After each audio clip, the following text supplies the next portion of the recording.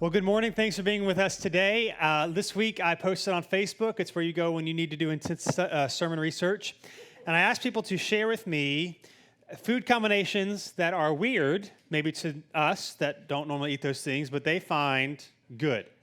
And I should preface, or I should say this, everybody prefaced by saying, I did this when I was a kid. I'm like, you are lying. You do it now.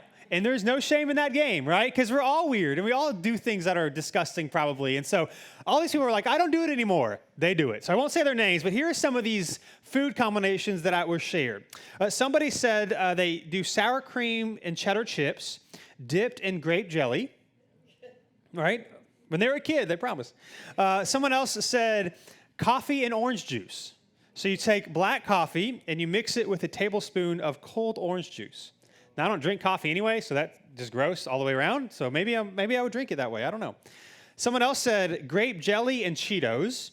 So apparently grape jelly is the thing that you guys are missing out on. You need to dip in grape jelly.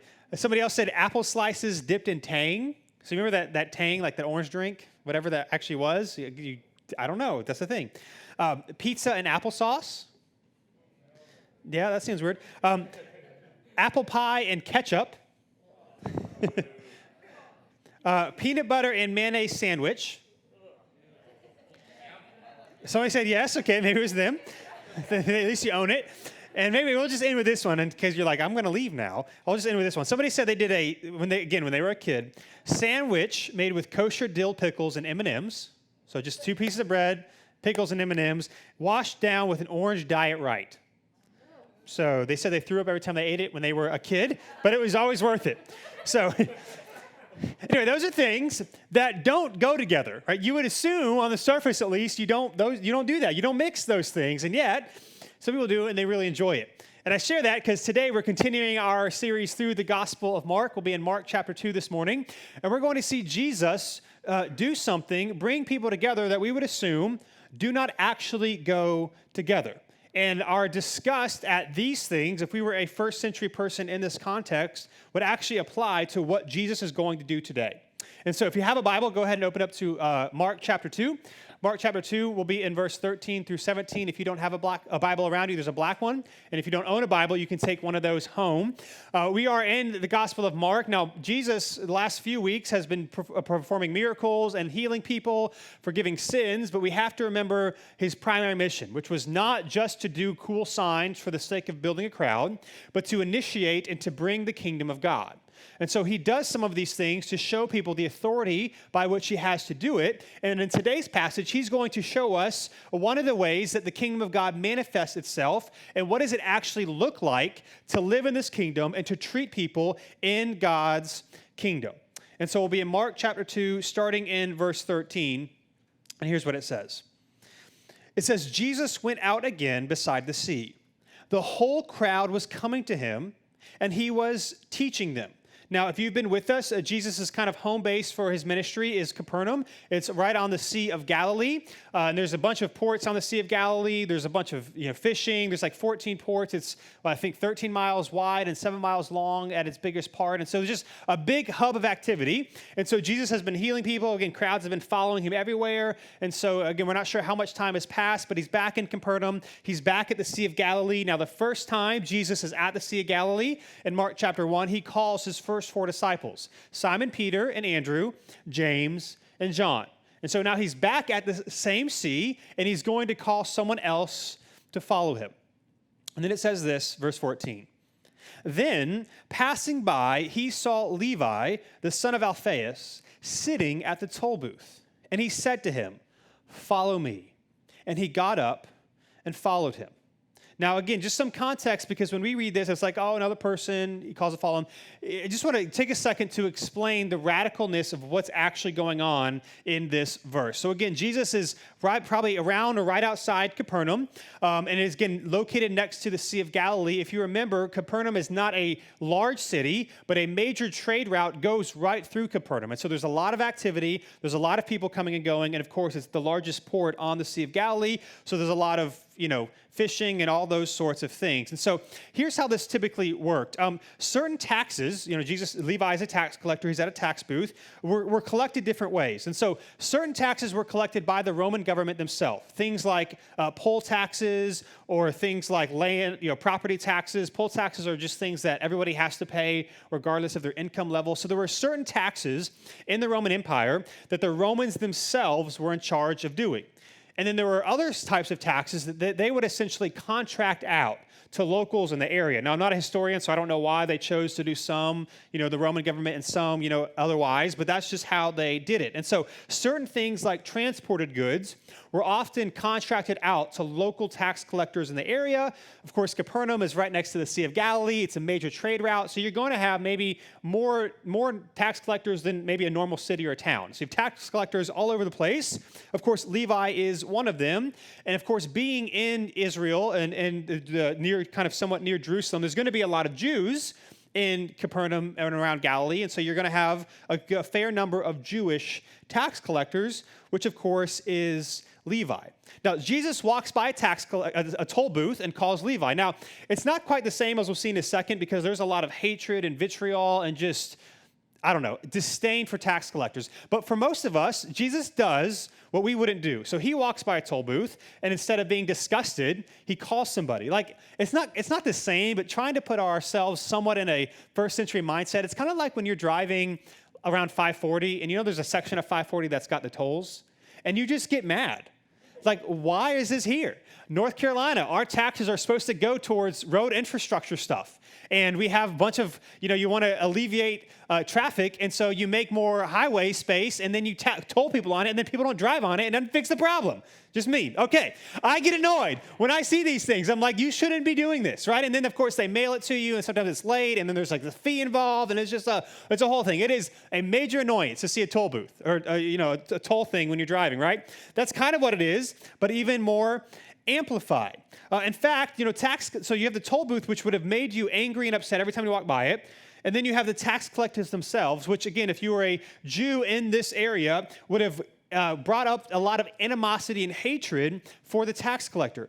You kind of think of it like this, that the Roman government is imposing taxes on you. There's nothing you can do about it. They can kind of tax you whatever they want. You can't fight back, particularly if you're not a Roman citizen. You just have to do what you have to do. And if you are someone in this context, you have undoubtedly had people who were unjustly beaten, jailed, or maybe even killed by the Roman Empire. And so you are not a fan of them being in your land telling you what to do. Imagine having a friend growing up with you, and he gets older, and he submits one of these bids, and he becomes a tax collector, and so now he is helping fund the Roman Empire to oppress you. You would have felt betrayed. You would have felt stabbed in the back. You would have felt so much anger and just sadness towards people who would say, hey, I'm against the Roman Empire until I actually can get paid for it. And so you would see these tax collectors, and you would literally hate them. You would hate them for, again, the betrayal of what they're doing, but also because they would do whatever they could to get as much money as they could. So again, how it would kind of work is you would kind of bid to kind of be a tax collector or to collect taxes, and so then you would have to, whatever your bid was to the Roman Empire, you would have to come up with that money. It's kind of like if you maybe are buying a house or selling a house, I should say, or maybe you're trying to do, construction work or something, and you have people, submit bids to you, and you decide, maybe based on price or service, who you're going to go with. It's kind of what's going on here. The Roman Empire has people who want to collect taxes, want to make money. They go with somebody, they choose somebody who submits a bid, and then you do, as the tax collector, do all you can to hit that bid, and then whatever you make on top of it is yours. So you're oppressive, you are hated by people that you grew up with, and you're getting rich off of your fellow friends and family members and people that you have gone up with. So you would have felt betrayed. Now, I don't want to maybe do this for shock value, but I want us to get us into the first century mindset of how this would have come across to us. It's kind of like, think of like a Nazi criminal war informant. All of us would agree Nazis are bad, and when you read about stuff in history, it makes you angry. it kind of brings to mind, earlier this year I read a book by Corrie ten Boom. It's called The Hiding Place. Her and her family were Christians. They lived in Holland during World War II, and they started to hide Jews and were part of like the underground, railroad type thing to keep them safe and to get them, fed and all these sort of things. And so her book is extremely sad because what eventually happens is the Germans occupy Holland, and then you have a lot of fellow people in Holland who kind of turn and kind of join the Germans, and they would start to inform on people to get a benefit or to get paid or get a reward. And so her story is incredibly sad because her entire family gets found out by their friends that they had grown up with and served in their small town. They all get sent to concentration camps, and she is the only one who survives. And so you read this story, and you're just like angry. Like, how could you do that? This is the type of person that we would view as Levi if we lived in the first century. He has gone and joined the dark side, gone and done something evil, and he has oppressed us because of that. So we would have been angry, we would have been upset, and then on top of all of that, one last thing I'll say, just to show us how big a deal this is, that Levi in Capernaum means that he is likely collecting taxes for Herod Antipas, who is the Roman governor of this area. Why is this significant? Because Herod is the one who jails John the Baptist, the forerunner to Jesus, and then it has John the Baptist eventually beheaded. This is the person that Jesus calls to follow him. This is the person that he calls to follow him. And so I say all of that to say, as we read this passage, for this reminder, that if Jesus welcomes Levi, then Jesus welcomes you. If Jesus welcomes Levi, the hated oppressor, the one who has turned his back and has gotten rich off of other people, then he welcomes you. Again, this is not shock value to us. I don't want to do shock value. But again, for us to understand what's going on here, this is kind of like Jesus inviting a Nazi sympathizer to come and follow him. You see, it's really easy for us to read this passage and be like, yeah, Jesus, you stand for the marginalized and the oppressed and the people that count them out because we're moved from this situation. We are not emotionally invested in first century Roman taxes. But then when it comes real to us, we need to understand that this would make us uncomfortable. If Jesus were here today, he would do things that makes us uncomfortable. Now, we miss that because we kind of swim in our cultural values and belief systems, and so we are blinded to some of the things that we can do or that we might accept. And so this is literally like Jesus coming to say, hey, now it's a Nazi sympathizer that nobody likes, who is doing bad things. Come and follow me. This would make us upset. It would make me upset if this was happening today. Now, again, this is a reminder to us that Jesus, however, is not worried about public perception. When it comes to who he heals and who he forgives and who he performs miracles for and what that might mean to the other religious leaders or the other people in the context, he is not concerned about what it might mean for his reputation. He is always concerned about doing the loving and the good and the right thing, no matter what people may think. So he calls this guy. This is why this idea that Jesus being a friend of sinners was offensive. Like, we like this idea today. Like, he's a friend of sinners. That's great. But this means that he befriends people that other people don't like. And again, if he was here today, Jesus would absolutely, I have no doubt, at least for me, maybe it's different for you, I have no doubt that he would do things that would offend me today. Because again, I can be blinded by the things that I accept simply because of the culture that I lived in. When we say Jesus is a friend of sinners, it's a great concept, but it's massively offensive if you actually think about it. That he doesn't just befriend maybe the oppressed and the down and out, but he befriends people that we would assume do not deserve it, right? The people that do terrible things. This is who Jesus calls to welcome him. This is what's happening here. So again, that being said, I want to read verse 14 again, and then we'll continue. Here's what it says. Again, it says, then, passing by, he saw Levi, the son of Alphaeus, sitting at a toll booth. And he said to him, follow me. And he got up and followed him. So you have Levi, the tax collector, who's the bad thing. And then I want to point out just one more thing. So not only is he a tax collector that's following him, but then Levi, what does he do? He leaves his booth, and there might have been more going on to this than just simply, come and follow me. He probably might have heard of who Jesus was, but eventually, for whatever reason, or whatever's going on, he follows him. And for Levi, this is a really big deal. So Levi's call to follow Jesus is unique and different than probably any of the other disciples, because the other disciples were fishermen, maybe part of the family business. They could go back. And it doesn't say it's not a sacrifice or it's not difficult, but if things with Jesus don't work out, they do have something to go back to. Levi is a tax collector, which means if he leaves his booth, he cannot go back. And on top of that, he has no friends, he has no family, he has nothing. He is literally risking everything to follow Jesus. He is literally left with nothing. He is all in. And I don't know if you've ever been, maybe this is certainly more of a lighthearted example. Have you ever been all in on something where it's like, I'm doing this, so it's got to work out? Like earlier this year, I've shared how I've gotten into woodworking, and it's a little bit of an investment to get started. You got to buy the tools and all that sort of thing. So it's like, I'm doing this thing, and if I hate it, I still got to do it just for like at least a year because I spent all this money on this, right? But now I actually really like it, and it's been awesome for me. Christina has maybe not been as excited about this as I am. We have had many conversations that start with, Dylan, I love you have a hobby, but. So, for example, I hate glitter. Hate it. It's banned from New City Church. It's not allowed in this building. And so Christina affectionately calls sawdust man glitter because it gets, somebody's saying, yeah, don't encourage this. It gets everywhere, right? Or she's like, there's all these, like, I love, but, and I'm like, well, I'm in. There's no going back now. And so here you go. We're doing this thing. And so I don't know if you've ever been there. Well, this is it for Levi. Like, there is no going back. He is all in on following Jesus. That's what's happening. He calls a sinner who says, I'm going to do this. And then on top of that, Jesus then goes and does something even more radical. It says this in verse 15. It says, while he was reclining at the table in Levi's house, many tax collectors and sinners were eating with Jesus and his disciples, for there were many who were following him. So we're not told if this was later in the day or how long after this was. It was probably somewhat, close to the initial call to Levi. But not only does he call Levi to follow him, then he actually goes to his house. So this is not just, hey, you can come be a part of what I'm doing. I'm going to spend time with you. Now, again, this is likely not out of the imagination to assume that no one ever came to Levi's house.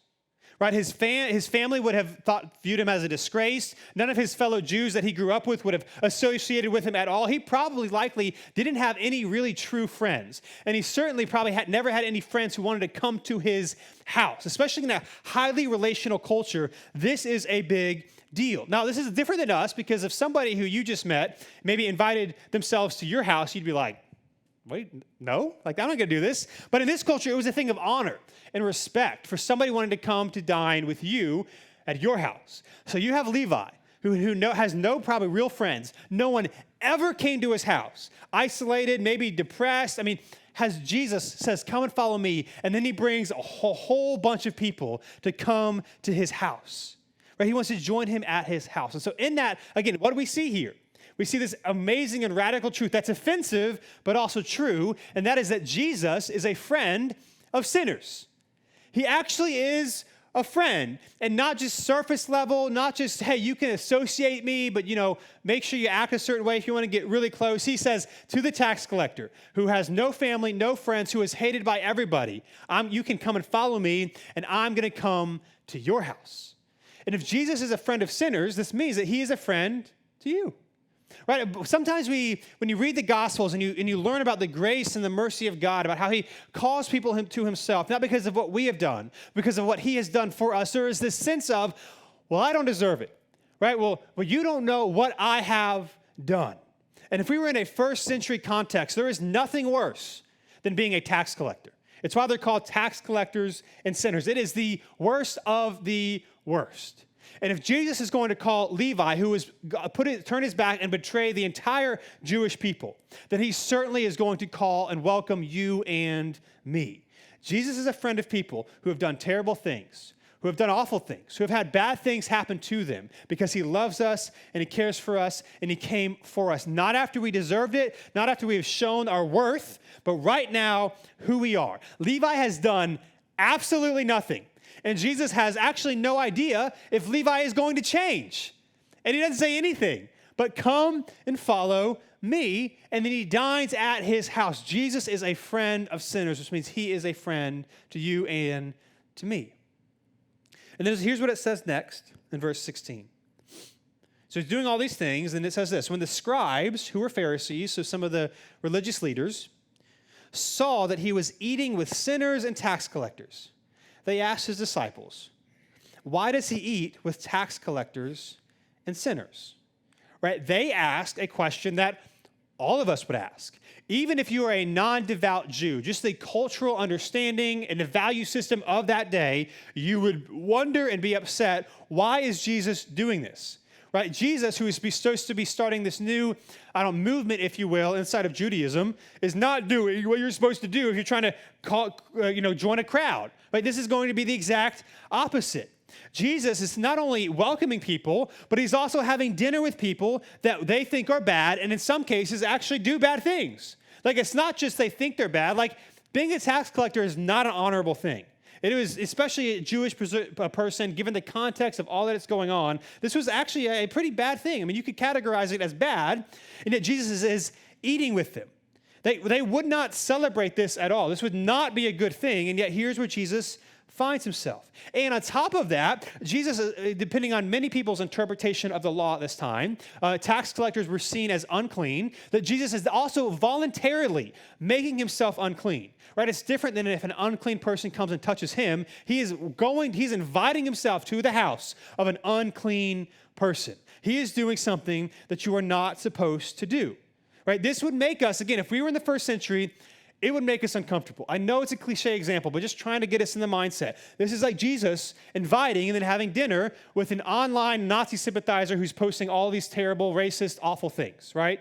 And Jesus is at his house. If we saw that on Instagram, we would be mad. And that's what Jesus does. And to make it worse, and here's what makes it worse, right? Like, it would be one thing if it's like, okay, well, Jesus is befriending these people because he's going to, get them, right? He's going to tell them to repent. He's going to tell them to stop what they're doing, right? It's like, okay, I wouldn't be friends with those people, but I understand what Jesus is doing because he's trying to get them to, change their ways. And so I guess that's okay. To make it even more uncomfortable for us, there is no hint of this here. There is no hint of Jesus trying to befriend them because he's trying to get them to do something. In fact, I love what one a biblical commentator on this passage specifically, but even in a lot of these instances that we'll see throughout the book of Mark, he puts it this way. It'll be on the screen. He says, the scandal of this story, the one we're reading about, is that Jesus does not make moral repentance a precondition of his love and acceptance. Rather, Jesus accepts tax collectors and sinners as they are. Jesus accepts the worst of the worst as they are. And so instead, when he calls Levi, what does he say? You better act a certain way, then you can follow me. No, he says, hey, follow me, and then I'm coming to your house for dinner. Right? I think of it this way. How would you feel, if we maybe try to make this more real, how would you feel if Jesus did this to someone who has deeply and intentionally wounded you? Right? We've all been hurt by people. Now, to be fair, we've all hurt people, but think of maybe one of the people who has hurt you the most, lied to you, betrayed you, stabbed you in the back, did something so horrific to you that is really unforgivable from a human perspective. Imagine Jesus inviting this person and going to eat at their house, knowing, as we saw last week, knowing all they've ever done, knowing their motivations and their sins, and yet he's still is going to go eat with them. This would make us upset. And on top of that, there's no truth here. It's just love. He's just loving them. So the question is why? Why would he do something what we would consider so horrific? Well, it tells us in Mark verse 17, here's the last verse of the passage we'll read this morning. It says this. It says, when Jesus heard this, he told them, it is not those who are well who need a doctor, but those who are sick. I didn't come to call the righteous, but the sinners. Now, all that being said, it would be wrong for us to think that Jesus is confronting popular ideas for the sake of just being different, right? So one of our cultural values today is anti-establishment, anti-authority, whatever is mainstream, you just go the opposite and it's like you're a hero, right? That's kind of one of the things that we value, being against everything, taking down, deconstructing, that's the cool thing to do. It would be a mistake to assume that Jesus was doing that just for the sake of doing that. Jesus, whenever he challenges or faces something or does something that would make us uncomfortable, it is always for a reason. It's not just for a show. It's not just for a crowd. He's doing it for a specific reason. So for example, Jesus was not against the law. He was not against the Torah or the Hebrew Bible or the Old Testament. In fact, he observed it to a T. He observed it perfectly. He was all for it, for example. What he was against was using it as a weapon or using this to view yourself as better than somebody else. There's nothing wrong with observing the law. In fact, it was a very good thing to do. But when it moves from, and which we see happening multiple times when Jesus confronts certain religious leaders, is that they are using it as a badge of honor. Look how great I am. Look how much better I am. There's nothing wrong with observing the law, but how you do it matters. What Jesus is doing here is he's not trying to be different for the sake of being different. He's trying to show us a point. And the point that he tells us in verse 17 is that at the end of the day, Jesus' mission is to invite sinners. In other words, it is to invite those who do wrong and know they have done wrong into redemption. Those who assume that they are righteous, who assume that they have done everything on their own, who assume that they are good enough on their own, will not see a need for Jesus because they don't think they need him. And so what Jesus is doing is he's calling people who would be willing and honest to say, I don't have it all together.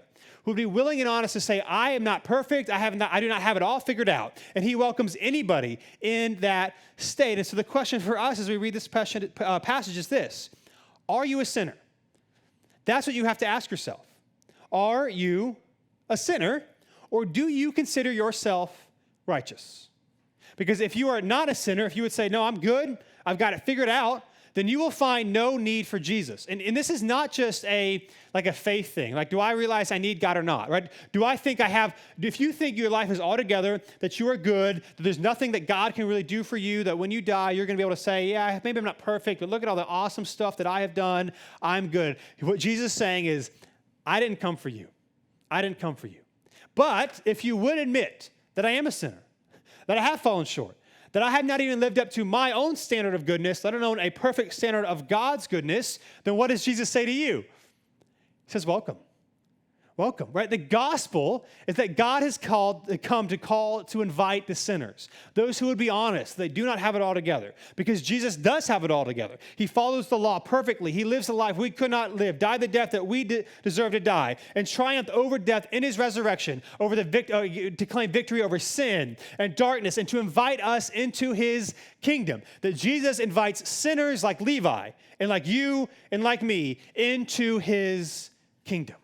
This is the good news of the gospel. I love what it says in 1 John chapter 2, the last thing we'll read this morning, one of my favorite passages.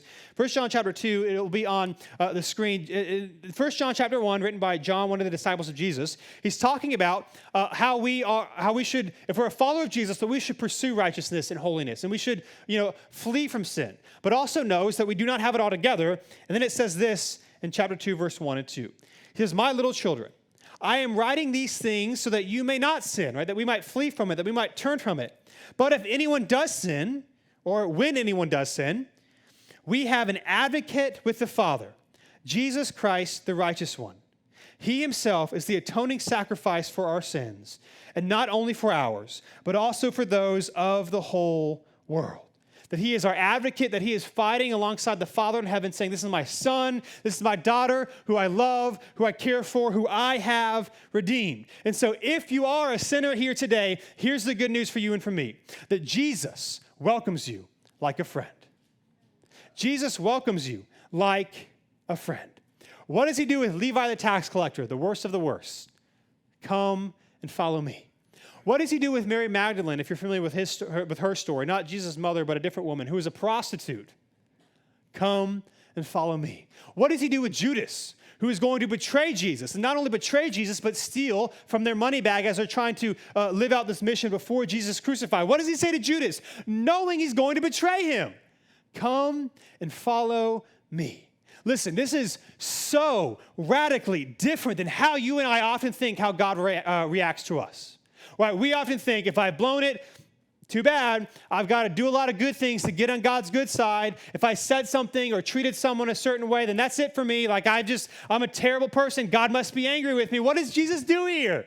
He walks up to the worst of the worst, who has done nothing to prove his worth or his value to Jesus. And he says, come and follow me.